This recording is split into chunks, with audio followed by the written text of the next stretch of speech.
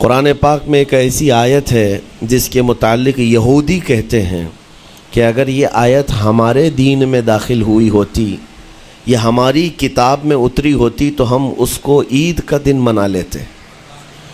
یہودی یہ کہتے ہیں اس آیت کا نزول اگر ہماری کتابوں میں ہوا ہوتا تو جس دن یہ آیت اتری اس دن کو ہم عید کا دن منا لیتے۔ وہ آیت کون سی ہے؟ وہی میں نے آج آپ کے سامنے تلاوت کی ہے۔ اللہ فرماتا ہے، یہ حجۃ الوداع کے موقع پر حضور صلی اللہ تعالیٰ علیہ وسلم کا آخری حج تھا آپ کی ظاہری زندگی کا۔ اس دن یہ آیت نازل ہوئی تھی اور حضور اکرم صلی اللہ تعالیٰ علیہ وسلم نے اپنا حج مکمل کر کے ارشاد بھی فرمایا تھا کہ آج کے بعد ہو سکتا ہے کہ میں اس جگہ پر تم سے دوبارہ ملاقات نہ کروں۔ اور وہ آخری حج کہا جاتا ہے اور آخری خطبہ بھی حضور کا خطبۃ الوداع جس کو کہتے ہیں مشہور ہے۔ اس وقت یہ آیت اتری تھی۔ آیت کا معنی پہلے سن لیں، ترجمہ۔ رب تعالیٰ فرماتا ہے الیوم اکملت لکم دینکم واتممت علیکم نعمتی، آج کے دن میں نے تمہارا دین مکمل کر دیا اور میری نعمتیں پوری اتار دیں۔ وَرَضِيتُ لَكُمُ الْإِسْلَامَ دِينًا، اور تم کو اسلام دے کر میں راضی ہوا۔ یہ آیت ہے۔ کسی بھی دین کے بارے میں یہ دعویٰ نہیں ہے کہ وہ پورا کمپلیٹ ہے سوائے اسلام کے۔ پہلے جتنے دین آتے رہے بعد میں اور اس میں شوشہ تھا کہ آخری نبی آنے والے ہیں، شریعت پھر بدلے گی۔ موسیٰ علیہ السلام کا زمانہ آیا، ان کی شریعت تھی، پھر اس کے بعد زمانہ تبدیل ہوا، عیسیٰ علیہ السلام کا دور آیا، شریعت بدلی ہے۔ عقیدہ نہیں بدلتا، شریعت یہ لا کو کہتے ہیں، قانون، قوانین بدلے جاتے رہے۔ آدم علیہ السلام کی شریعت میں الگ قوانین تھے، نوح علیہ السلام کی شریعت میں قانون الگ تھے، بدلتی گئی شریعتیں، لیکن آ کر سٹاپ ہو گئی حضور پاک صلی اللہ علیہ وسلم کے اس دین پر۔ اور پھر رب تعالیٰ نے فرمایا اب دین کمپلیٹ ہو گیا، اب شریعت نہیں بدلی جائے گی قیامت تک، اس میں رد و بدل نہیں ہوگا۔ جو حرام ہے وہ قیامت تک حرام رہے گا، جو حلال ہے وہ قیامت تک حلال رہے گا۔ اب کوئی دنیا میں نہیں آئے گا جو اس شریعت میں کوئی نیا حلال پیدا کرے، نیا حرام پیدا کرے۔ حضور اکرم صلی اللہ تعالیٰ علیہ وسلم کا یہ دین کمپلیٹ ہے، مکمل ہے۔ اب آپ سنیے، قرآن پاک نے جب یہ فرما دیا کہ دین مکمل ہو گیا، یہ وعدہ، یہ دعویٰ کسی اور دین میں نہیں ہے، صرف اور صرف اسلام میں ہے کہ یہاں پیدا ہونے سے لے کر کے وفات تک کے مسئلے اللہ تعالیٰ نے تمہیں بیان کر دیے۔ وَلَا رَطْبٍ وَلَا يَابِسٍ إِلَّا فِي كِتَابٍ مُبِينٍ، کوئی خشکی کی چیز بھی نہیں ہے، کوئی تری کی چیز بھی نہیں ہے جس کو قرآن نے بیان نہ کیا ہو۔ رب تبارک و تعالیٰ نے ساری چیزیں بیان فرما دی، تمہاری شریعت کمپلیٹ ہے۔ آج تمہیں اپنی زندگی گزارنے کے لیے لا، قانون کسی ایرے غیرے کے پاس سے لینے کی ضرورت نہیں۔ اسلام ہر قانون تمہیں دیتا ہے، چاہے بچوں کے بچوں کے معاملات ہوں، چاہے جوانوں کے معاملات ہوں، شوہر بیوی کے حقوق ہوں، ماں باپ کے حقوق ہوں، استاد شاگرد کے معاملات ہوں، پڑوسیوں کے حقوق ہوں، تجارت کے، لین دین کے، نکاح کے، خلا کے، عدت کے، طلاق کے، سارے مسائل پورا کا پورا تفصیل کے ساتھ اسلام تمہیں دیتا ہے۔ اس طرح کا کوئی لا پوری دنیا میں نہیں ہے جس طرح اسلام کے پاس ہے۔ ظاہر سی بات ہے، جب اسلام کے پاس اتنا بڑا مکمل نظام ہوگا تب تو پھر یہ ٹارگٹ نمبر 1 پوری دنیا میں ہوگا ہی ہوگا۔ یوں ہی اسلام سے لوگ نہیں چڑھتے، یوں ہی اسلام سے نہیں نفرت کرتے۔ ظاہر سی بات ہے کہ حسینوں سے ہی حسد ہوتا ہے، کوڑھی سے کون حسد کرے گا؟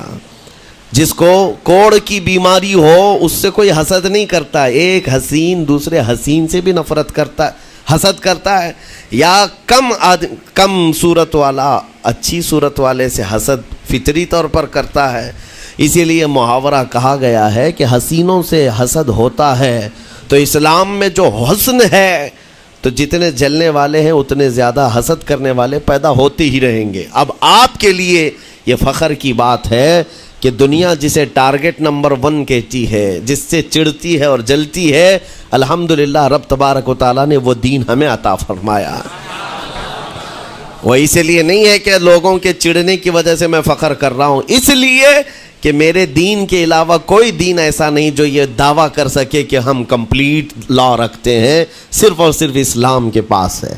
میں یہاں کھڑے ہو کر کے یہ صرف الفاظ کی پھیکم پھاک نہیں کر رہا ہوں، چیلنج ہے یہ۔ پوری دنیا کے کسی بھی ریلیجن کے پاس وہ سارے مسائل نہیں مل پائیں گے جو دین اسلام کے پاس موجود ہیں۔ دین اسلام کے لیے اگر آپ کو میں بتا دوں کہ اس کا جو فقہ کا نظام ہے، مسئلے مسائل، جس کو اگر آپ پڑھنے کی کوشش بھی کریں زندگیاں بیت جائیں، صرف اور صرف ایک چیپٹر پر کتابیں لکھی ہوئی ہیں۔ صرف نکاح کے مسئلے کتابیں پوری ہیں، صرف طلاق کے مسئلے پوری کتابیں موجود ہیں۔ اتنا وستار کے ساتھ، اتنا تفصیل کے ساتھ کوئی دین نہیں پیش کرتا، صرف اور صرف اسلام ہے۔ یہ باتیں میں آپ کے سامنے کیوں رکھ رہا ہوں میرے عزیز ہو؟ تاکہ تمہیں یہ احساس ہو کہ اللہ نے کون سی نعمت تمہیں دی ہے۔ اسی آیت میں رب تعالیٰ فرماتا ہے وَأَتْمَمْتُ عَلَيْكُمْ نِعْمَتِي، میں نے اپنی پوری نعمت تمہیں دے دیا ہے، پوری نعمت تمہیں دے دیا ہے۔ احساس کرو کہ اسلام سے بڑھ کر نعمت کیا ملتی تمہیں، اسلام سے بڑھ کر کے کیا نعمت ہے، جس میں رب تبارک و تعالیٰ نے تمہیں اخلاق و کردار دیے ہیں، تعلیم کے لیے سارے۔ آپ کو ابھی اس زمانے میں پروپیگنڈے کے شکار ہو گئے کہ ہم جاہل قوم سے وابستہ ہیں، ہمارے ہاں جہالت زیادہ ہے، ہمارے ہاں بد کرداری زیادہ ہے۔ یہ عوام کو دیکھ کر کے لوگوں نے پروپیگنڈا بنایا، ورنہ تو ان کی حالت یہ تھی 18ویں صدی تک یورپ والوں کو روڈ بنانے کا طریقہ بھی نہیں معلوم تھا، اسلام نے سکھایا ہے۔ ان کو پارلیمنٹ میں بیٹھنے کا قانون نہیں معلوم تھا، اسلام نے قانون عطا کیے ہیں۔ ان کو عدالت چلانے کے معاملے معلوم نہیں تھے، اسلام نے پوری کتابیں پیش کی ہیں۔ اٹلی اور ڈنمارک جو آج یورپ کی کنٹریز میں شامل ہوتے ہیں، یہاں کے بادشاہوں کے بچے اسلامی علماء کے پاس اندلس میں پڑھنے کے لیے جاتے تھے، عیسائیوں کے، دوسروں کے، انگریزوں کے بچے، اور جب پڑھ کر کے آتے تھے اٹلی اور ڈنمارک میں واپس تو پورے لوگ ان کو دیکھنے کے لیے بھیڑ لگاتے کہ یہ علماء اسلام سے پڑھ کر کے آ رہے ہیں۔ دنیا کو قلم پکڑنا سکھایا ہے اسلام نے۔ آپ کو ابھی میں اس موضوع پر نہیں بات کر رہا ہوں جو اسلام نے پوری دنیا کو دیا ہے۔ آج یہ جو گھڑی دیکھتے ہیں نا ہر جگہ پوری دنیا کا ٹائم، سب سے پہلے مسلم علماء نے اس کو ایجاد کیا ہے۔ دنیا کو ٹائم دیکھنے کا طریقہ اسلام نے سکھایا ہے۔ آپ کو ایک دو نہیں، آج پوری دنیا میں میڈیکل سرجری جو بھی ہوتی ہے، آپ کو پتہ ہے چیر پھاڑ کرنا ہر جگہ ضروری ہو گیا ہے۔ آپریشن تھیٹر، ساری دنیا جو سرجری کرتی ہے اس کے بیسک قانون بو علی سینا اسلامی عالم کے لکھے ہوئے ہیں۔ آج بھی امریکہ کی یونیورسٹی میں یہ کتاب داخل ہے، کیلیفورنیا میں۔ اس اسلامی علماء نے جو پوری دنیا کو دیا ہے وہ ایک الگ ٹاپک ہے۔ وہ اس کی ترقی اور عروج کا وقت تھا۔ اسپین میں کیمسٹری میں سب سے پہلے ایجاد کرنے والے علماء موجود ہیں، جابر بن حیان ہیں، جو الجبرا پوری دنیا کو دیا ہے۔ آج ہر یونیورسٹی، ہر کالج میں الجبرا کا سبجیکٹ ہوتا ہے۔ کس نے لکھا ہے؟ دنیا کو چلنے کا سلیقہ اسلام نے سکھایا ہے، بولنے کا طریقہ اسلام نے سکھایا ہے۔ سیاست کے معاملات آپ کو پتہ ہے، پہلے کے دور کی سیاست یہ تھی جو بادشاہ بن گیا اس کا راج ہے، اس کا قانون ہے۔ اور رات کو خواب میں کوئی چیز دیکھے تو صبح قانون بنا دے گا۔ بادشاہوں کا مزاج ہے، خواب میں کوئی چیز نظر آ گئی صبح وہ قانون بن گئی۔ تو یہ تو سلسلہ چلتا تھا پوری دنیا میں، اور آج بھی دنیا اس بات کی قرضدار ہے کہ حقیقت میں سیاست کسی نے سکھائی ہے تو وہ عمر ابن خطاب کی سیاست ہے، صدیق اکبر کی سیاست ہے۔ خلفائے راشدین نے جو حکومت و سیادت کر کے دنیا کو دکھایا ہے اس کی مثال کوئی پیش نہیں کر سکتا۔ اسی لیے ہمارے اس دیش کے جانتے ہیں جن کو موہن داس کرم چند گاندھی کہا جاتا ہے، گاندھی جی کو آج سارے لوگ یاد کرتے ہیں۔ گاندھی نے یہ کہا ہے اپنے دور کے حکومت چلانے والوں کو مثال اگر کوئی دے سکتا ہوں تو ابو بکر اور عمر کی دے سکتا ہوں، کیونکہ یہ کالپنائیں نہیں ہیں، یہ خیالی نہیں ہیں، یہ فیلڈ میں اترے ہوئے لوگ ہیں۔ وہ صدیق اکبر اسلام نے دیا ہے جس نے پوری دنیا کو فاقہ کشی میں خود رہ کر کے لوگوں کی بھوک مٹانے کا سلیقہ عطا کیا ہے۔ اس عمر ابن خطاب کو اسلام نے دنیا میں پیش کیا ہے جس عمر فاروق کا حال یہ ہے پورا مدینہ رات کو سوتا ہے اور یہ خلیفہ وقت گلیوں میں گشت کر رہا ہوتا ہے کہ کوئی بھوکا نہ سو رہا ہو۔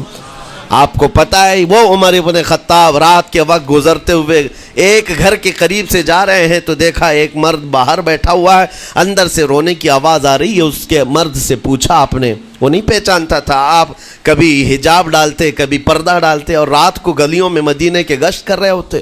اس مرد سے پوچھا کیا معاملہ ہے؟ کہا کہ میری بیوی کے بچے کی ولادت کا وقت قریب آ گیا ہے, درد ذہ میں مبتلا ہے اور گھر میں کوئی نہیں ہے, تکلیف ہے.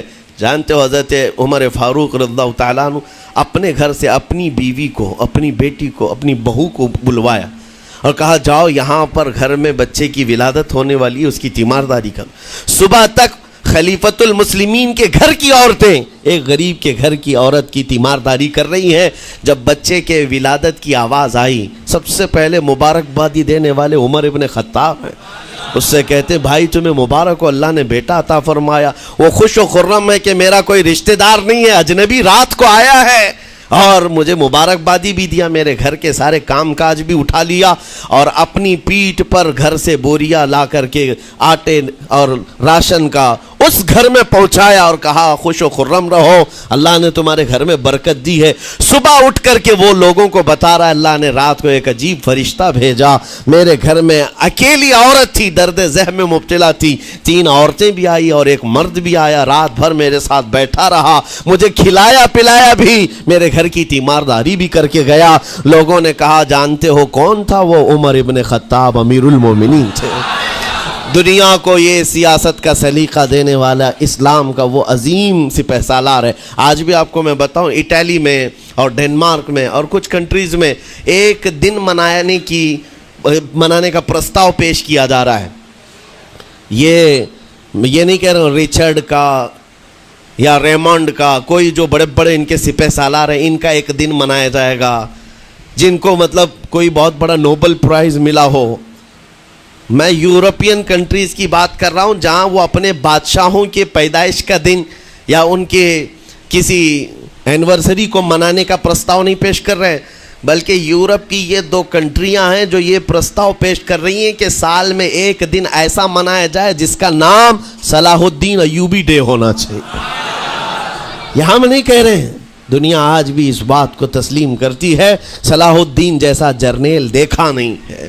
عزیزان گرامی وقار, یہ چند مثالیں میں آپ کے سامنے رکھا اور اس کے بعد پھر میں تمہیں جھنجھوڑ کر پوچھتا ہوں, اپنے دل پر ہاتھ رکھ کر کے بتاؤ اسلام سے اچھا کوئی راستہ ہے؟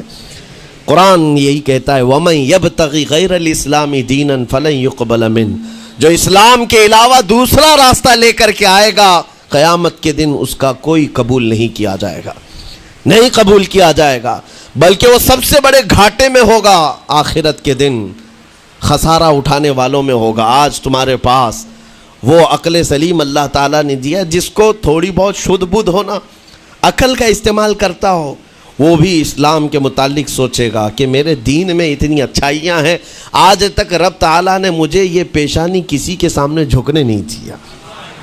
کہیں جھکاتے ہو؟ ارے کھانا کھاتے ہیں, کھانا تو روزانہ ضروری ہے, اور رزق کے معاملے میں تو لوگ ایسے, دنیا کہتی ہے پیٹ پوجا, ہم پیٹ پوجا نہیں کہتے. کھانے کے لیے بعض لوگ کہتے ہیں نا پہلے پیٹ پوجا ہو جائے, پوجا کا لفظ ہی ہم استعمال نہیں کرتے. کھانا برتن میں رکھا ہوا ہے, آپ کے گھر میں کھانا لا کر کے دیا جاتا ہے, تو کیا آپ سر جھکا کر چاٹ کے کھاتے ہیں یا لقمے اٹھا کر ہاتھ سے کھاتے ہیں؟ ہاتھ سے کھاتے ہیں. باقی جانوروں کو دیکھو, بکری کھاتی ہے منہ جھکا کر کھاتی ہے, بیل بھینس وغیرہ سب سر جھکا کر کے کھاتے ہیں, رزق کو چاٹ کے کھاتے ہیں, ان کا سر جھک جاتا ہے. لیکن تمہارے سر کو رب نے اتنا محترم رکھا کہ روز جو تمہیں رزق کی ضرورت ہے اس کے سامنے بھی مت جھکاؤ. سر جھکانا ہے تو رزق کے سامنے نہیں, رزاق کے سامنے جھکایا جائے. تمہاری پیشانی کو محترم رکھا گیا ہے کہ تم جھکو گے تو کس کے سامنے؟ صرف رزاق جو ہمارا پالن ہار حقیقی ہے. اور حد تو یہ ہے میرے عزیزو, یہ دنیا کی واحد قوم ہے, یہ واحد مذہب ایسا ہے, یہودی ہوں, عیسائی ہوں, ہندو ہوں, کوئی بھی ریلیجن آپ لے کر کے آئیں, جس کو وہ بہت زیادہ مانتے ہیں یا جس کو گاڈ کہتے ہیں یا جس کو بھگوان کہتے ہیں, ان کی صورت بھی ہوگی, مورت بھی ہوگی, اور سامنے دیکھتے ہیں اور جھکتے ہیں, عبادت کرتے ہیں. لیکن تنہا مسلمان ایسے ہیں, کروڑوں مسجدیں ہوں گی, کہیں خدا کی کوئی تصویر دیکھا ہے؟ کہیں مسجدوں میں خدا کا کوئی مورت یا صورت بنائی ہوئی دیکھا ہے؟ نہیں ہے. یہ واحد قوم ہے جو بن دیکھے مولا کی بارگاہ میں سجدے میں جھک جاتی ہے. صرف بات اتنی ہے کہ ان کو یہ کہنا پڑے گا. اگر میں کہوں میرے نام پر آ جاؤ جھک جاؤ، نہیں، کوئی نہیں جھکائے گا. ہاں یہ کہنا پڑے گا امام کو بھی اللہ اکبر، اللہ سب سے بڑا ہے. پھر کوئی پیچھے کھڑا ہوا یہ نہیں پوچھتا کہ کس نے کہا، کون پکار رہا ہے. پیشانی لے جا کر زمین پر لگا دیتے. کیوں؟ ہماری پیشانی خالص اللہ کے لیے ہے. میرے عزیزوں، یہ وہ پرائیورٹیز ہیں اور یہ اسپیشلٹی ہے آپ کے اس کمیونٹی کی جس کو مجھے آپ کے سامنے رکھنا ہے. اتنی سارے اچھے گلشن کو چھوڑ کر اگر کوئی بربادی کی طرف جائے تو پھر سوائے بدنصیبی کے کیا ہے اس کے پاس؟ جس کو اللہ تبارک و تعالیٰ وعدے کیا ہو کہ تم اپنی جان اور اپنے مال کے بدلے مجھ سے جنت خرید لو، جہاں پر سارے اخلاق و کردار اور دنیا کی سب سے اعلیٰ اخلاق تمہیں سکھانے کے دعوے کیے گئے ہوں، وہ چھوڑ کر کے اگر دنیا کہیں اور جائے تو پھر تمہاری یہ ہرما نصیبی ہے. ایک بات میں آپ کو بتاؤں، سکسیس کس کو کہتے ہیں؟ کامیابی. اور ہر کوئی یہ کہتا ہے کہ مجھے سکسیس کی طرف سفر کرنا ہے. 10ویں پاس نوجوان کو بھی پوچھیں کہ کوئی بھی کورس کر رہا ہے، آگے جا رہا ہے، کیوں جا رہا ہے؟ کچھ سکسیسفل لائف گزارنا ہے، کامیاب زندگی گزارنا ہے. اس کے لیے دروازے کھٹکھٹا رہا ہے. تمہیں پتہ ہے ان مسجدوں کے میناروں سے جو آواز گونجتی ہے اذان کی، اس میں ایک لفظ آتا ہے. سارے لفظ تو آپ کو یاد ہوں گے. اللہ اکبر بھی کہا جاتا ہے، اشہد ان لا الہ الا اللہ بھی، اشہد ان محمد رسول اللہ بھی ہے. اس کے بعد ایک لفظ پکارتا ہے مؤذن، حی علی الصلاۃ. حی علی الصلاۃ کا مطلب ہوتا ہے آؤ نماز کی طرف، آؤ نماز کی طرف. اس کے بعد ایک اور لفظ پکارتا ہے حی علی الفلاح، جس کا معنی معلوم ہے آپ کو؟ مؤذن یہ کہتا ہے آؤ کامیابی کی طرف، آؤ کامیابی کی طرف. ٹوٹل یہ دن میں 10 بار مؤذن پکارتا ہے. فجر میں 2 بار، ظہر میں 2 بار، عصر میں 2 بار، مغرب میں 2 بار، عشاء میں 2 بار. کتنی مرتبہ پکارا؟ 10 بار پکارا تمہیں، آؤ کامیابی کی طرف. لیکن ایک بات یاد رکھو، یہ پکارنے والے مؤذن کی حالت مت دیکھو کہ یہ پکار رہا ہے، بلکہ یہ رحمان کی صدا ہے، یہ اللہ کی صدا ہے جو تمہیں بلا رہا ہے. یہ تو اپنی آواز اور اپنے الفاظ سے ترجمانی کر رہا ہے اور تمہیں اللہ کی صدا تمہارے تک منتقل کر رہا ہے. لیکن حقیقت میں بلانے والا کون ہے؟ اللہ ہے. مسجدوں میں بلانے والا کون ہے؟ اللہ ہے. اللہ کی صدا پر آپ آ رہے ہو. اب سوچو، جو رحمان تمہیں 10 مرتبہ دن میں یہ بات پہنچا رہا، آؤ کامیابی کی طرف، آؤ کامیابی کی طرف، تم اس چیز کو چھوڑ کر کے کامیابی ان لوگوں کے سامنے ڈھونڈنے نکلے جن کو پیشاب کرنے کا سلیقہ نہیں معلوم، جن کو کھانے پینے کے طور طریقے نہیں معلوم.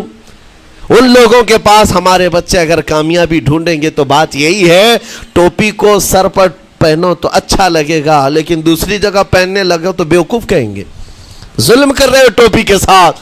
اسی طرح میں کہتا ہوں مسلمان کو اللہ کی بارگاہ میں آ جانا سب سے بڑی کامیابی ہے. اور اگر دوسروں کے ہاں در در بھٹکتا ہے تو گویا کہ اس نے اپنی حیثیت کو ہی گرا دیا ہے. اسی لیے اقبال نے کیا کہا تھا، بہت اچھی بات، کہ وہ ایک سجدہ جسے تو گراں سمجھتا ہے.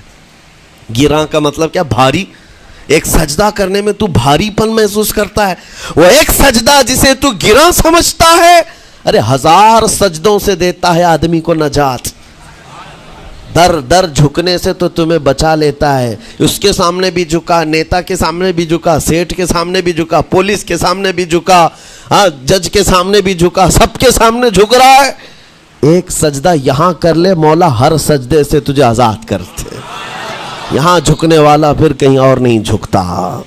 ہاں اسی لیے شاعر نے کہا ہے، مرد حق باطل کے آگے مات کھا سکتا نہیں، سر کٹا سکتا ہے لیکن سر جھکا سکتا نہیں. یہ ہماری تاریخ ہے جو آپ کے سامنے ہے. آپ کو پراؤڈ فیل ہونا چاہیے کہ رب تعالیٰ نے مجھے کون سی بڑی نعمت عطا کی. اتنی عظیم نعمت ہے. ایک واقعے کے ساتھ میں اپنی گفتگو کو آپ کے اندر ڈالنے کی کوشش کرتا ہوں. حضور پاک صلی اللہ تعالیٰ علیہ وسلم کے دین کی حلاوت اور چاشنی کس کو ملے گی؟ پتہ ہے 3 چیزیں.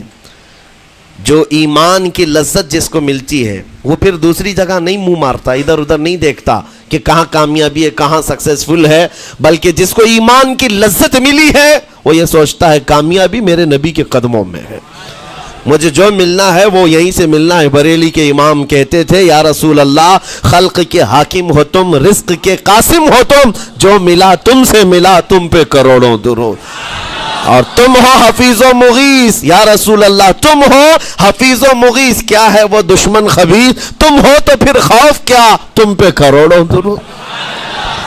یہ ایمان کی لذت جسے مل جاتی ہے وہ کامیابی حضور کے قدموں میں ہی دیکھتا ہے، پھر اسے ادھر ادھر کی چیزیں نہیں پریشان کرتی۔ یمن کا ایک قبیلہ تھا بنو کلب، اس قبیلے کے ایک شخص تھے حارثہ نام، ان کی بیوی سعدہ۔ ایک چھوٹا سا واقعہ بتا رہا ہوں۔ حارثہ اور سعدہ چھوٹا سا خاندان تھا، 3 بچے تھے۔ حارثہ کے بیٹوں میں ایک بیٹے کا نام ہے زید، نام یاد رکھیں، بہت امپورٹنٹ نام میں ذکر کر رہا ہوں۔ ایک ہی نام ایسا ہے جو قرآن میں آیا ہوا ہے، وہ زید۔ یہ حارثہ کے بیٹے زید ہے، بیوی سعدہ ہے۔ یہ حارثہ اور سعدہ 3 بچوں کے ماں باپ تھے، ہنسی خوشی زندگی گزار رہے تھے۔ سعدہ ایک دن اپنے بچوں کو لے کر اپنے مائکے جا رہی تھی، راستے میں ڈاکوؤں کا حملہ ہو گیا، مال سب چھین لیا قافلے کا، اور اتفاق ایسا کہ یہ 8 سال کے جو زید تھے ان کو بھی ڈاکوؤں نے چھین لیا۔ ایک ماں سے اس کا 8 سالہ بڑا بیٹا چھین لیا جائے تو ماں کی کیفیت کیا ہوتی، اس قدر درد میں تھی ماں۔ جان تو بچ گئی، 2 بچے بھی بچ گئے، لیکن بڑا بیٹا میرے ہاتھ سے چلا گیا۔ مارے مارے صحراؤں میں گھومتی تھی، پکارتی تھی میرا زید میرا زید میرا زید میرا زید۔ ڈاکوؤں نے زید کو کیا کیا، عکاظ کا ایک میلہ لگتا تھا، اس وقت یہ غلامی کا دور تھا، لوگ انسانوں کو پکڑتے اور بیچ دیتے تھے، وہاں لا کر کے انہوں نے زید کو بیچ دیا، غلام کی حیثیت سے بیچ دیا۔ آگے میں بتاتا ہوں۔ یہاں سعدہ کا حال بے حال تھا، واپس گھر آئی تو باپ اپنے شوہر سے کہا، اور شوہر کا حال تو ایسا تھا کہ وہ زید کو اپنے آنکھوں کا نور، اپنے آنکھوں کا سرور سمجھتا، اور اس قدر پیار و محبت والا باپ مارے مارے گھومتا رہا گلیوں میں، اور ان کا لکھا ہوا ایک اشعار کا منظوم ترانہ ہے جو اپنے بیٹے کی جدائی میں لکھا۔ اپنے تو اپنے دشمن بھی وہ ترانہ سنتے تو رو پڑتے تھے، ایک باپ کا درد اپنے بیٹے کی جدائی میں، بہت روتے تھے، بہت۔ ماں بھی دن رات روتی، باپ بھی پہاڑوں پر چڑھ جاتے اور وہاں سے صدا لگاتے، اے آسمان اگر تو نے زید کو دیکھا ہے تو میرے حوالے کر دے، زمین کے چپے کہیں اگر زید میرا زندہ ہے تو مجھے وہاں تک لے چل۔ یہ اشعار میں گنگناتے تھے، روتے تھے۔ اور زید کا کیا ہوا، عکاظ کے میلے میں بیچ دیا گیا۔ خریدا کون؟ حکیم بن حزام، جو حضرت خدیجہ رضی اللہ تعالیٰ عنہ کے بھائی لگتے تھے۔ یہ لے کر کے آئے اور حضرت خدیجہ رضی اللہ تعالیٰ عنہ اس وقت مکہ میں اور حضور پاک صلی اللہ علیہ وسلم کے نکاح میں، تو حضرت خدیجہ کے پاس یہ زید آ گیا، بھائی نے گفٹ کے طور پر دے دیا۔ حضرت خدیجہ کے گھر میں یہ زید جب آئے، اس وقت ان کی عمر یعنی 10-12 سال کے آس پاس رہی ہوگی، اور یہ ایسا لڑکا جو چھوٹی سی عمر کا، ادب اتنا تھا کہ ہر ایک کا ادب کرتا، بڑے اچھے خاندان سے تعلق رکھنے والا۔ ہوا کیا، ایک دن آفتاب رسالت، ماہتاب رسالت رسول پاک صلی اللہ علیہ وسلم کی نظر پڑی، دیکھا اخلاق و کردار میں کامل بچہ ہے، اور ایک ہی نظر میں بھاگ گیا۔ پوچھا حضرت خدیجہ سے، کہا کہ یہ غلام ہے، عکاظ کے میلے میں بیچا گیا ہے۔ حضور نے فرمایا یہ میرے حوالے کر دو، میرے حوالے کر دو۔ حضور نے جس کو پسند کر لیا ہو، حضور نے جس پر نگاہ رکھی ہو۔ اب وہ زید خوشی خوشی حضور کے پاس آئے، نبی پاک صلی اللہ تعالیٰ علیہ وسلم ان کے اخلاق سے بڑے خوش تھے، اور اس کے بعد محبت بھی ایسی دی، ایسی شفقت دی کہ زید کو نہ باپ کی خبر تھی نہ ماں کی خبر تھی، جو کچھ تھا وہ رسول اللہ کے پاس تھا۔ حضور پاک صلی اللہ تعالیٰ علیہ وسلم کی تربیت میں دن گزرتے گئے، بڑے ہو گئے، یہاں تک کہ 16 سال کی عمر تھی، ایک دن حج کے موسم میں یمن کا بنو کلب خاندان آیا ہوا تھا، اور وہاں حج کے دوران وہ لوگ زید کے باپ حارثہ کے لکھے ہوئے اشعار پڑھ رہے تھے اور لوگوں کو رلا رہے تھے۔ ایک ہمارے قبیلے میں باپ ہے جو بچھڑے ہوئے بچے کی یاد میں روز روتا ہے، اس کے اشعار تو سنو۔ لوگ سن کر کے رو رہے تھے، یمن کا کوئی ایسا باپ ہے جو یوسف گمگشتہ کی خبر میں رویا کرتا ہے۔ یہ لوگوں کی بھیڑ لگی تھی، اسی کے سامنے سے زید کا گزر بھی ہو رہا تھا۔ بنو کلب کے لوگوں نے زید کو دیکھا، پہچان لیا، یہی تو وہ بچہ ہے جس کی یاد میں اس کا باپ روتا ہے، اور اس کو بلایا اور کہا تیرا نام؟ کہا زید۔ باپ کا نام حارثہ، کہا یہی تو ہے جس کے غم میں پورے اشعار پڑھے جا رہے یمن میں۔ زید سے کہا تجھے پتہ ہے تیرے باپ کا رو رو کر کے کیا حال ہو گیا؟ تیری ماں صحراؤں میں آواز دیتی ہے، پہاڑوں پر چڑھ جاتی ہے۔ ایک بچے کے لیے اس کے ماں باپ کی جدائی بتا دینا کتنی بڑی بات تھی۔ میرے عزیزوں، سالوں کی یہ گم گشتہ خبر پھر سے واپس مل گئی ہے۔ زید نے کیا کہا کہ اب میرے ماں باپ سے جا کر کہہ دیں کہ رونا دھونا بند کریں، اونٹوں کی طرح ادھر ادھر بھٹکنا بند کریں، انہیں میرا سلام پہنچائیں اور کہیں انہوں نے جہاں مجھے دیکھنا تھا اس سے بہتر جگہ میں ہوں، اس سے بہتر جگہ میں ہوں۔ یہ بنو کلب خاندان گیا یمن، جا کر کے باپ سے کہا، حارثہ سے اور سعدہ سے، خبر تمہارے لیے اچھی لائے، تمہارا گم ہوا بیٹا جو پچھلے 10-12 سالوں سے تمہیں نہیں مل رہا تھا، وہ حرم کعبہ کے پاس ہمیں نظر آیا ہے، غلام بنا کر لوگوں نے بیچا ہے اسے، لیکن وہ ایک ایسے حسین و جمیل کی غلامی میں ہے، ایک ایسے حسن والے کی غلامی میں ہے کہ زید وہاں سے ہٹنا نہیں چاہتا۔ باپ نے کہا میرے کلیجے سے پوچھو مجھ پر گزرتی کیا ہے، اس کی ماں سے پوچھو، ایک نظر دیکھ لے گا وہ واپس ہماری جھولی میں آ جائے گا۔ دوڑتے دوڑتے یمن سے گھنٹوں یعنی جو مہینوں کا سفر تھا دنوں میں طے کر کے پہنچے، مکہ آئے۔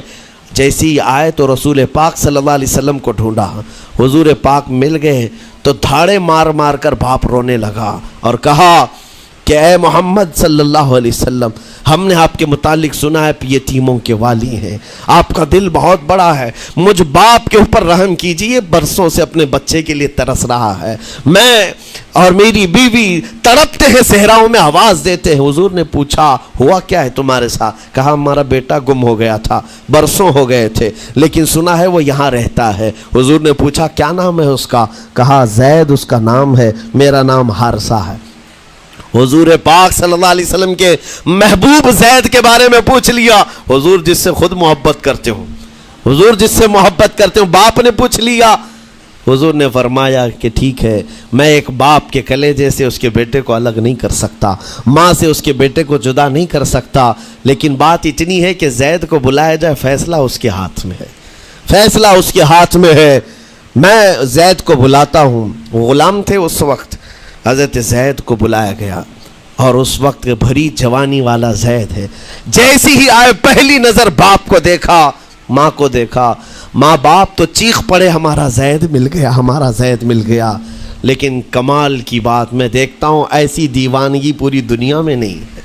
زید نے دیکھا اپنے ماں اور باپ کو، لیکن اسی وقت اپنی آنکھیں جھکا لی اور حضور کی طرف کر لیا، کہا نہ، ادھر پہلے حضور پاک صلی اللہ علیہ وسلم کی طرف۔ حضور نے دیکھا کہ زید ماں باپ کی طرف دیکھ نہیں رہے ہو، جو رو رو کر کے برا حال کر چکے ہو۔ حضور نے زید سے کہا پہچانتے ہو؟ کہا ہاں حضور، یہ میرے باپ ہیں اور یہ میری ماں ہے، یہ میرے چچا ہیں۔ حضور نے فرمایا پھر ملتے کیوں نہیں ہو؟ کہا سرکار اگر اجازت ہو تو ملوں گا، برسوں کا بچھڑا ہوا جوان ہے، آپ اجازت دو تو میں ملوں گا۔ نبی پاک صلی اللہ علیہ وسلم نے فرمایا جاؤ تمہیں اجازت ہے۔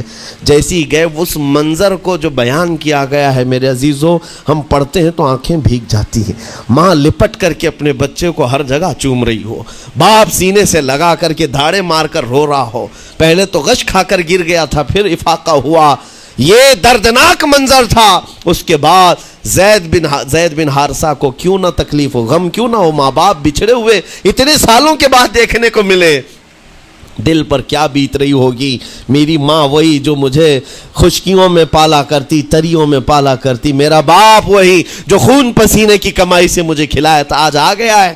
حضور پاک صلی اللہ علیہ وسلم نے کہا یہ جو جذباتی منظر ہے اس کو ختم کر کے اب اعلان کر دو کہ تمہاری ماں آئی ہے تمہیں یمن سے لینے کے لیے، تمہارا باپ آیا ہے، تمہارا چچا آیا ہے تمہیں یمن سے لینے کے لیے، میں نے فیصلہ تمہارے حوالے کر دیا ہے، میں اپنے غلامی سے تم کو آزاد کر دیتا ہوں، تم بغیر کوئی فدیہ لیے ہوئے، بغیر کوئی پیسہ لیے ہوئے، اس وقت اپنے غلام کو کوئی چھوڑتا نہیں تھا، لیکن تمہاری ماں کا درد دیکھا نہیں جا رہا، میں آزاد کر دوں گا بغیر کسی فدیہ کے، تو اپنی ماں اور اپنے باپ کے پاس جا سکتا ہے۔ اتنا حضور کا فرمان، آزاد کر دینا مکہ میں آسان نہیں تھا۔ بیٹے کو آزاد کیا حضور پاک صلی اللہ علیہ وسلم نے، تب جانتے ہو وہ کمال کا بیٹا ہے زید بن حارثہ۔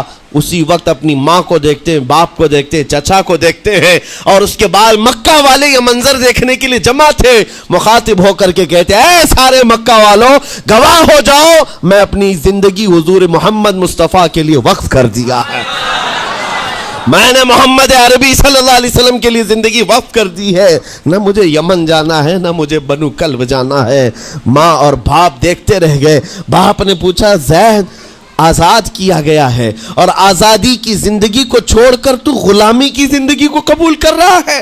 زید بن حارثہ نے اس وقت تاریخی جملہ کہا تھا، کہا بابا آپ نے جتنی شفقت کی ہوگی یا 1000 ماں باپ مل کر اپنے بیٹوں پر جتنی شفقت نہیں کیے ہوں گے اس سے زیادہ شفقت محمد الرسول اللہ نے کیا ہے۔ میں 1000 آزادیوں پر اس ایک غلامی کو، میں 1000 آزادیوں کو قربان کرتا ہوں اس ایک غلامی پر، میرے لیے زندگی بھر یہ غلامی کافی ہے۔ اتنا کہا تھا میرے آقا صلی اللہ علیہ وسلم نے اپنے باہوں کو پھیلا دیا، سینے سے لگایا اور زید بن حارثہ کو لے کر خانہ کعبہ کے پاس آئے۔ میرے عزیزو ان کا حال بھی ایسا ہے کہ اگر کوئی ٹوٹ کر چاہتا ہے تو یہ نہیں ہے کہ تو چاہ رہا ہے، بلکہ ان کا حال یہ ہے اتنا دیا سرکار نے مجھ کو جتنی میری اوقات نہیں، یہ تو ان کا کرم ہے ورنہ مجھ میں تو ایسی بات نہیں۔ آتا ہے فقیروں پہ انہیں پیار کچھ ایسا، خود بھیک دے اور خود کہے منگتے کا بھلا ہو۔ حضور اکرم صلی اللہ علیہ وسلم زید بن حارثہ کو پکڑتے ہیں، خانہ کعبہ کے پاس لے آتے ہیں، ہجوم جمع تھا، مکہ والے سب کھڑے تھے۔ تب نبی پاک صلی اللہ علیہ وسلم اعلان کر کے کہتے ہیں اے مکہ والوں سن لو، آج سے زید کو میں نے آزاد کیا ہے، اور صرف آزاد نہیں، آج سے یہ میرا وارث ہے اور میں اس کا وارث ہوں، یہ میرا بیٹا ہے۔ حضور نے تنہا ایک ہی صحابی کے لیے کہا یہ میرا بیٹا ہے۔ اور اس کے بعد زید بن حارثہ کو لوگ جو مکہ میں پکارتے تھے زید بن محمد کہتے تھے، محمد کا بیٹا زید، رسول پاک صلی اللہ علیہ وسلم کے بیٹا ہونے کا شرف پایا ہے۔ میرے عزیزو یہ جنہوں نے حضور صلی اللہ تعالیٰ علیہ وسلم کے دربار کا ایک بار مزہ چکھ لیا تو وہ پھر یوں ہی کہتا ہے پھر کے گلی گلی تباہ، ٹھوکریں سب کی کھائی کیوں، دل کو جو عقل دے خدا تیری گلی سے جائے کیوں۔ حضور پاک کی گلی میں جو ایک بار مزہ لے لے وہ پھر دنیا کی ٹھوکریں نہیں کھاتا۔ اسی لیے آج تم سب کے لیے میرے عزیزو ایک ہی فرمان میرے آقا صلی اللہ تعالیٰ علیہ وسلم کا سنا کر رخصت ہوتا ہوں۔ ایمان کی حلاوت اس کو ملتی ہے جو اپنی زندگی میں سب سے زیادہ اللہ اور اس کے رسول سے محبت کرتا ہے، اللہ اس کے رسول سے محبت کرتا ہے۔ اور دوسری چیز یہ بھی ہے کفر میں جانے کو ایسا ناپسند کرتا ہو جیسے آگ میں ہاتھ ڈالنے کو ناپسند کرتا ہے۔ کفار و مشرکین کے میلے آج لگ رہے ہوں گے لیکن تمہارا امتحان ہوگا، 31 نائٹ آنے والی ہے، یہ آزمائش کی رات ہے۔ لوگوں کو دیکھا جائے گا کہ تم کون سی عیاشیوں میں جاؤ گے، تم اس رات کو کیا دنیا داروں کو دیکھ کر ان کے پیچھے بھاگ جاؤ گے۔ ایک بات یاد رکھو، شیروں کو جس کام کے لیے پیدا کیا گیا اسی کام پہ رہنا چاہیے، اور شیر اگر اپنا کام بھول جاتا ہے تو کتے اس کے اوپر لگ جاتے ہیں۔ تمہارا کام کتوں کی طرح بھونکنا نہیں ہے، تمہارا کام شیروں کی طرح دھاڑنا ہے۔ میرے عزیز محمد عربی صلی اللہ علیہ وسلم کے وہ شیر جو گٹر اور نالی کے لیے نہیں پیدا کیے گئے، اعلیٰ اخلاق و کردار کے لیے پیدا کیے۔ تم امت محمدیہ خیر امت ہو، شراب پینے کے لیے نہیں، جوا کھیلنے کے لیے نہیں، تاش کے پتوں پر مال اڑانے کے لیے نہیں، غلط نگاہوں کو پھیلانے کے لیے نہیں، آوارہ گردی کے لیے نہیں پیدا کیے گئے۔ تمہاری نسبت رسول اللہ سے ہے، اتنی بات یاد رکھو۔ اللہ نے مجھے خیر امت کہا ہے، میری آنکھیں اٹھ رہی ہیں تو فرشتے بھی دیکھ رہے ہیں، رب تعالیٰ دیکھ رہا ہے۔ میرے چلنے پھرنے کو رب تبارک و تعالیٰ اس کے علم سے کوئی ایک ادا بھی میری بے خبر نہیں ہے، غافل نہیں ہے۔ اس لیے عزیزان گرامی اوقات تمہارے اس آنے والے نئے سال کی کیسے آپ اوپننگ کرتے ہو، کیسے اس کی ابتدا کرتے ہو، یہ تمہارے ہاتھ میں ہے۔ گناہوں کی لذت کے ساتھ اپنی زندگی کا ایک نیا سال شروع کر رہے ہو، یا پھر رب تبارک و تعالیٰ کی تسبیح و تہلیل اور مصطفیٰ کریم کے قدموں میں درود بھیج کر اپنے نئے سال کی ابتدا کرتے ہو۔ میں تو یہ اعلان کرتا ہوں، اگر میرا یہ میسج سب تک پہنچ جائے کہ ہم نے بہت ساری عیدیں منائی ہیں، بہت ساری محفلیں منائی ہیں، ہم عید میلاد النبی کے نام پر جلسے جلوس سب کرتے ہیں، ہم 11ویں کے نام پر غوث پاک کے جلسے سجاتے ہیں، اعلیٰ حضرت کے نام پر، غریب نواز کے نام پر جلسے کرتے ہیں، لیکن دنیا ایک عید مناتی ہے ہیپی نیو ایئر کی، 31st نائٹ کی۔ میرے عزیزوں، ہم نوجوانوں سے کہتے ہیں اس عید کو دنیا کی عید ہے، اس کو بدل کر کے ہم ناموس رسالت کے لیے وقف کیوں نہ کرتے ہیں؟ ہم بھی اپنی مسجدوں میں رات کو آ جائیں، ساری مسجدیں یہ سال کے اختتام کے وقت کھل جائیں عشاء کے بعد، اور ہر مسجد اس بات کا خیال کرے کہ ہمارا وہ نوجوان آج کہیں عیاشی پر نہ جائے، اپنے سال کی اختتام اور ابتدا ہو رہی ہو۔ یہ ہم کو پتہ نہیں، ابھی تو ہم بیٹھے ہیں، اگلے سال تک ہم رہیں گے کہ نہیں رہیں معلوم نہیں، یہ تو دسمبر کا لاسٹ چل رہا ہے، لیکن یہ ہمیں پتہ نہیں 1 جنوری دیکھ سکتے ہیں کہ نہیں دیکھ سکتے، ہم میں سے کسی کو علم نہیں ہے۔ لیکن اس کے باوجود اگر اللہ تعالیٰ نے دے دیا آپ کو اس سال کا آخری، توبہ کرنا چاہیے۔